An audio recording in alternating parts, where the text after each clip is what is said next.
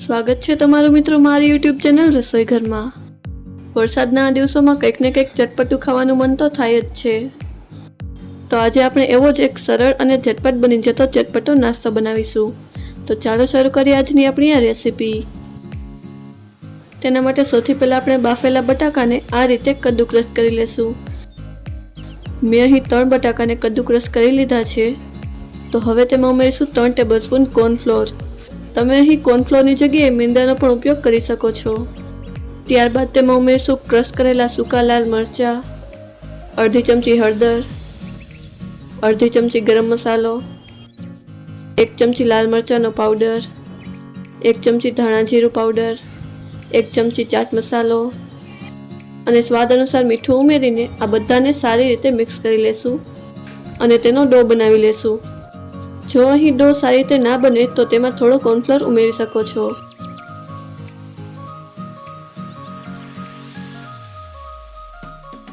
હવે ડો સારી રીતે તૈયાર થઈ ગયો છે તો આપણે હાથ પર થોડું ઓઇલ લગાવીને તેમાંથી આ રીતે બોલ્સ બનાવીને તૈયાર કરી લેશું।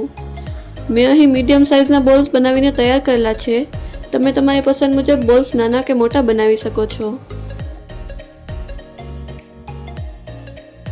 ગેસ પર મેં પહેલાથી જ તેલ ગરમ થવા માટે મૂકી દીધેલું હતું તો આપણે તેમાં તૈયાર કરેલા બોલ્સને ઉમેરી દેવાના છે અને તેને મીડિયમ ફ્લેમ પર ફ્રાય કરી લેવાના છે। ધ્યાન રહે કે આપણે ગેસની ફ્લેમને મીડિયમ જ રાખવાની છે। જો આપણે ગેસની ફ્લેમ હાઈ રાખશું તો બોલ્સ બહારથી તો ફ્રાય થઈ જશે પણ અંદરથી કાચા રહી જશે। આપણે બોલ્સને ગોલ્ડન બ્રાઉન થાય ત્યાં સુધી ફ્રાય કરવાના છે।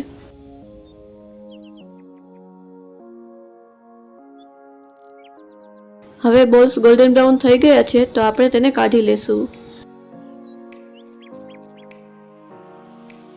અને આ જ રીતે બધા બોલ્સને ફ્રાય કરી લેશું।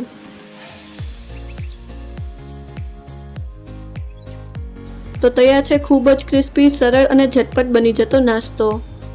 આ નાસ્તો બનાવવામાં જેટલો સરળ છે, સ્વાદમાં તેટલો જ ટેસ્ટી છે।